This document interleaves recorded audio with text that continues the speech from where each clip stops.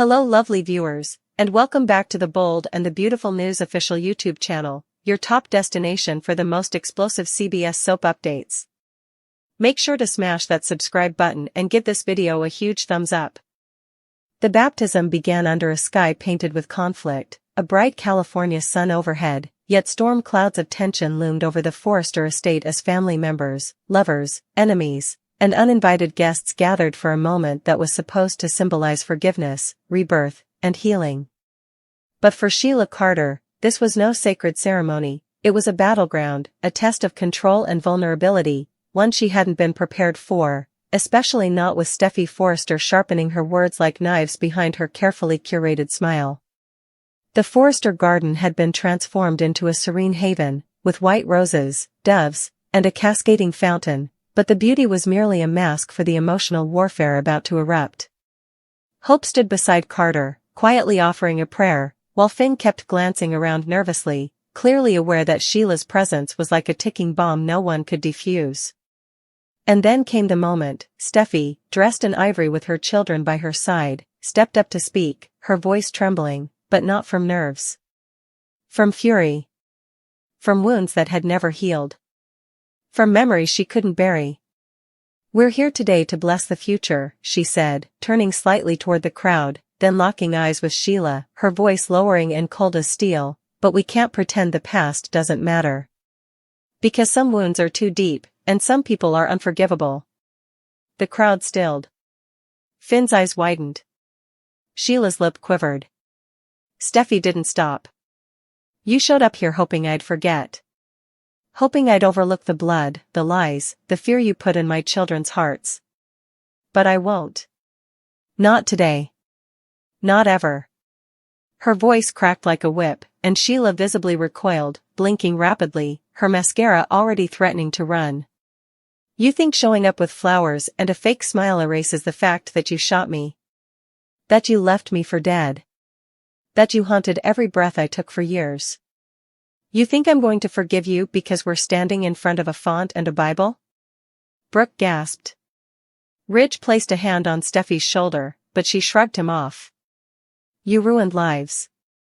You nearly killed my husband, your own son. And now you stand here like you're entitled to forgiveness?" Sheila stepped forward shakily, voice trembling. "I never wanted things to go the way they did. I'm trying. I've changed." "No," Steffy snapped, stepping toward her now, face inches away. "You haven't changed. You've adapted. Manipulated. Shifted. But at your core, you're still the same monster who left my mother in a hospital bed, who poisoned our family, who shot me like I was nothing." The words echoed. Even the birds went silent. And that's when Sheila broke. Her knees buckled slightly as she dropped to the garden stones, hands shaking, tears pouring down her cheeks in a silent storm that no one expected. "I'm sorry," she wept, her voice raw and broken. "I wake up every day and I see your face. I hear the screams. I regret it all. I was sick, I was desperate, I don't care," Steffy whispered coldly. "I don't care how sorry you are. You don't get to rewrite the story. You don't get to heal through my pain. You can cry all you want, Sheila. But I'll never forgive you." And in that moment, the fragile hope that had lingered around Sheila's heart shattered. Her sobs turned into wails, her body trembling as she buried her face in her hands, and even Finn looked torn, stuck between the mother he never truly knew and the wife who carried the scars. "Mom," Finn muttered, stepping forward, but Steffy's glare stopped him. "Don't," she said firmly. "Not here. Not today." Daphne rose, watching from a distance, leaned toward Brooke and whispered, "It had to be said. Someone had to break her." Brooke nodded slowly. Carter, solemn, turned the page of the Bible but paused. "Before we continue," he said, "I want to remind everyone that baptism is about cleansing, not forgetting. About new beginnings, yes, but not erasing accountability." Ridge, clearly moved, stepped in to steady Steffy, but his eyes burned toward Sheila. "You should leave," he said quietly. "Before this gets worse." But Sheila didn't move. She remained on the ground, wailing, whispering, "I only wanted to be part of the family, to be a mother, to be loved," and Poppy, standing silently in the crowd, whispered to herself, "Even monsters crave absolution." But Steffy didn't flinch. "You don't get absolution," she declared. "You get exile." And with that, she turned her back, walking away with her children. Finn stood frozen, torn between blood and bond, between the woman who gave him life and the woman who gave him love. Sheila cried harder, knowing this was the moment she lost him for good, not to death, but to truth. Encouraging words were spoken by others to ease the tension, with Hope offering a prayer for healing, and Carter reminding everyone of the power of grace, but the fracture had already split the air. Angry threats buzzed beneath every polite word, and the baptism ended not in peace, but in a quiet, sobering reckoning. Forgiveness isn't a guarantee, it's a gift, and not everyone gets one. Especially not Sheila Carter.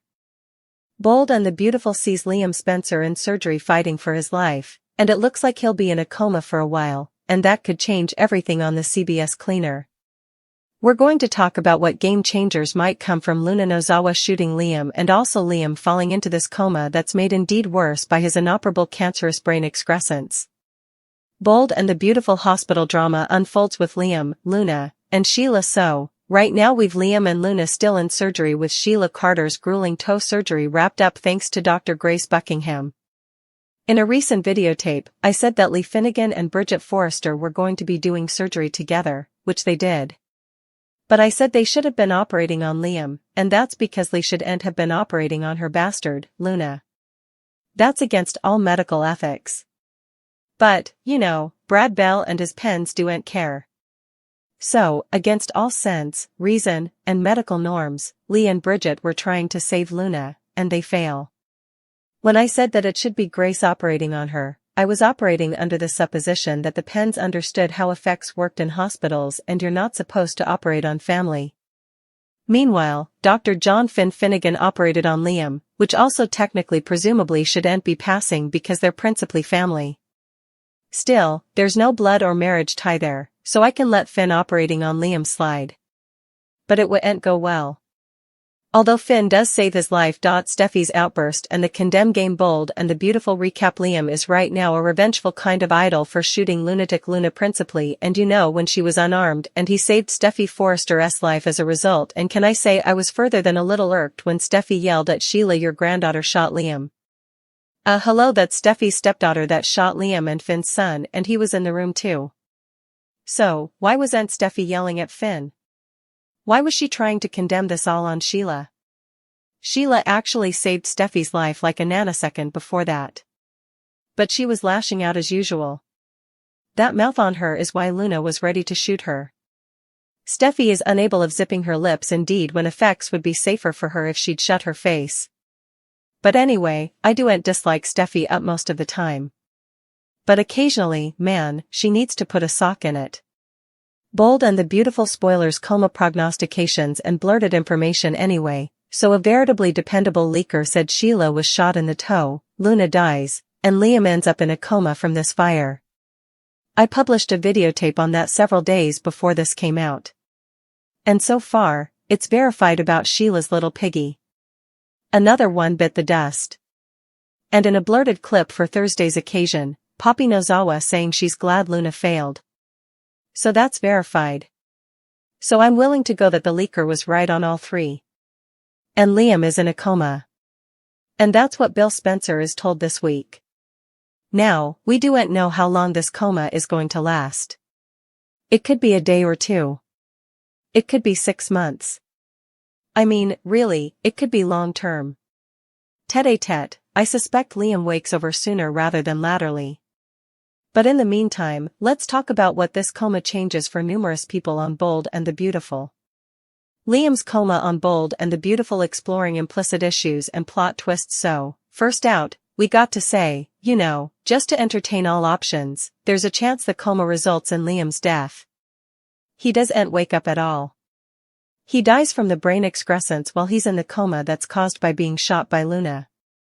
And it could be that Liam's cancer-ridden body just can't take the stress and he's in the coma for many days, and also he just suddenly expires.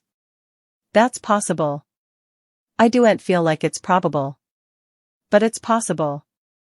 We've to admit it. And in that case, Steffi, Hope, Logan, Bill, and others would get the rough news that Liam failed from the combination of trauma and this advanced complaint. Still, again, I suppose it's a long shot. I don't suppose Liam's going to die. I've been saying that ever since the cancer opinion. Scott Clifton is a great actor. B&B would be crazy to let him go. And I'll also say that Liam has been much more likable now that he stopped his waffling. Bold and the Beautiful. Will Liam's coma lead to a cancer cure? So, another thing that could come out of this coma that Luna caused is Liam is saved from his cancer.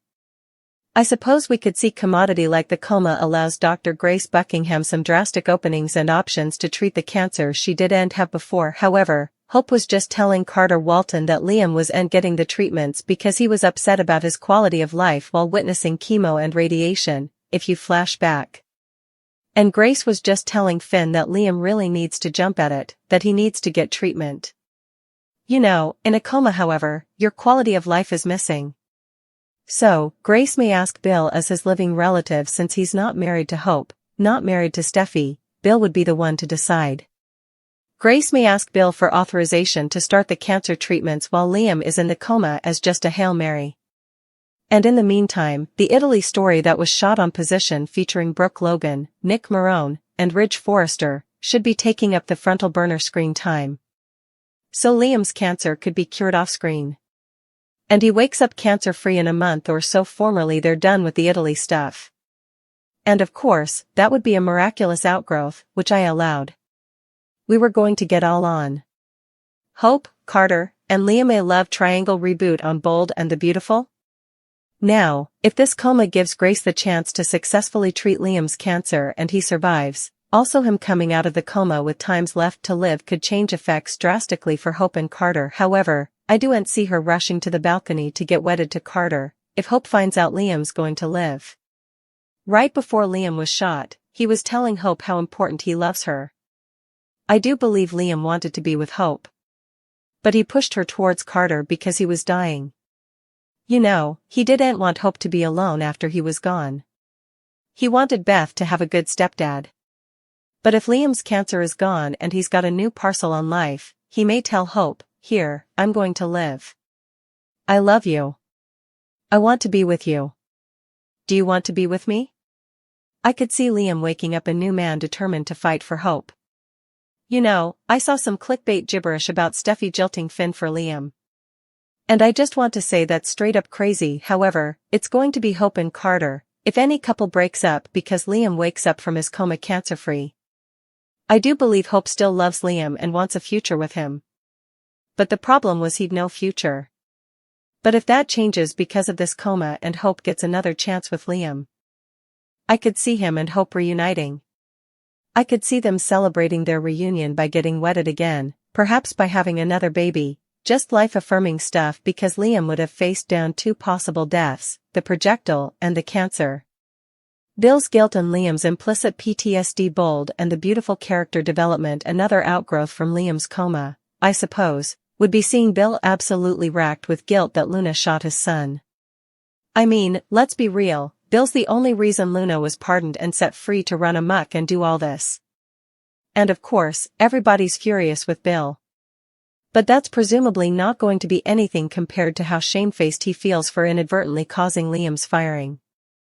So, if Bill's son wakes from the coma and beats the cancer, Bill may feel so shamefaced he retires from Spencer Publications and makes Liam CEO. I suppose that'd be enough cool. The last thing is Liam may come out of the coma feeling really bad for taking Luna's life. Not because she was innocent. But because he's not a killer. He's a tree-hugging vegan. It was a heat-of-the-moment deed when Liam shot Luna. Liam may really struggle with the fact he killed someone, indeed though he did it for all the right reasons to save Steffi's life. But I do suppose Liam might suffer some PTSD after this. It might be intriguing to see him go through a little dark phase. Of course, nothing would hold him shooting Luna against him. I don't suppose Finn would. I don't suppose Sheila would. But I don't see Liam taking it smoothly that he took a life, indeed in defense of someone he loves. Luna's exit and Liam's reboot Bold and the Beautiful unborn stories, but I feel like this firing has been done to set up Lisa Yamada's exit as Luna. She's off shooting another show. And also to cure Liam's cancer, to reboot his character, give him a new life with hope. And perhaps some deeper cerebral injuries to deal with PTSD from the firing and the facing death doubly. Commodity Cool, I suppose, is going to come out of it. I do suppose Liam's going to pull out of this coma. But we'll stay to see. In what could only be described as a transformative turning point for the Bold and the Beautiful, the CBS soap launched a storyline that set fire to the emotional core of its characters and fans alike. With gunshots echoing through the hospital corridors, betrayal mixing with blood, and whispered words giving way to earth-shattering truths, we now find ourselves in a moment that redefines everything. Liam Spencer is in surgery, caught between life and death, and if this is a baptism of any kind, it's one forged in pain, fury, and unexpected second chances. Let's break down this intense series of events, with a deep look at the unfolding hospital drama, the moral implications, the potential character shifts, and the seismic changes ahead. Because as of now, the show has begun its boldest chapter yet. Liam's coma, a moment of death, a chance for rebirth. Liam Spencer, the once indecisive romantic, the doting father, the hopelessly entangled heart of the Logan Forrester dynamic, is now unconscious on a hospital bed, surrounded by monitors, tubes, and the haunting sound of a flatline that nearly stole his life. What put him there? Luna Nozawa. The bright young intern with a spiraling emotional descent took a dark turn when she aimed a gun, some say at Steffy, others argue at herself, but the result was undeniable. Liam leapt into action. A scuffle. A shot. Blood. And then, silence. Now, with a bullet lodged in him and a pre-existing, inoperable brain tumor, the odds are stacked against Liam. Even after Finn removes the bullet in a tense, high-stakes surgery, Liam falls into a coma, a medically induced silence that opens the door to multiple new possibilities for both character and story evolution. But make no mistake, this coma is more than a plot device. It's a pivot point. A baptism, if you will, through which Liam may either emerge reborn or not emerge at all. Luna's surgery, a tale of ethics, family, and lies. While Liam was being operated on by Dr. John Finn Finnegan, his one-time rival and now reluctant savior, another or bore witness to a more ethically questionable scenario. Luna's life hung in the balance, and her aunt, Dr. Lee Finnegan, ignored all medical protocol to save her. Let's be clear, Lee operating on Luna was ethically dubious at best. Surgeons aren't supposed to perform on family. That's rule number 1. Yet here was Lee, with Dr. Bridget Forrester assisting, fighting to revive Luna after she flatlined. She invoked Nozawa power as a kind of desperate prayer, an emotional plea fused with ancestral resolve. And somehow, Luna came back. But not for long. At least not publicly. Because after the surgery, as Bridget prepped for recovery transfer, Lee asked to take Luna herself. And then the shocking declaration came, Luna was dead. To Poppy. To Finn. To Steffy. To Hope. But it wasn't true. Lee faked Luna's death. Poppy's outburst, good. I'm glad she's dead. If Lee's deception was jaw-dropping, Poppy Nozawa's reaction to it nearly froze time. Upon being told her daughter died in recovery, Poppy barely blinked. Her response, good. I'm glad Luna's dead. The room, filled with stunned silence and shocked glares, fell under a weight of grief and disgust. But Poppy stood firm. She would have ended up in prison. She would have brought more shame. Maybe now we can all breathe again. It was Steffi who first exploded, launching into a tirade about Luna's actions, about what her daughter had done. But Lee, for once, wasn't angry at Luna, she was angry at Poppy. And soon, the two sisters were behind closed doors, facing each other in a showdown decades in the making. You're disgusting, Lee said, her voice like steel. Poppy barely flinched. She was broken. Just like her mother. Lee revealed the truth, Luna is alive. And she's hidden. Safe, for now, in a private wing of the hospital where Lee can treat her far from prison bars and public judgment. Sheila Carter, down to 8 toes and full of questions. Meanwhile, recovering from her own gunshot wound to the foot, Sheila Carter was waking up to her own shocking reality. Her granddaughter shot her, and she's now missing a toe. Deacon Sharp stood beside her with grim humor. Can't call you 9 toes anymore. Sheila, still groggy, attempted a smile. Figures. Though Sheila's surgery was technically successful, her concerns weren't about her foot. She wanted to know about Luna and Liam. Grace Buckingham, cool as ever, told her to focus on recovery, but Sheila knows something's off. That sixth sense, the one that's kept her alive through decades of B&B madness, has started buzzing. And she's not going to stay in the dark for long.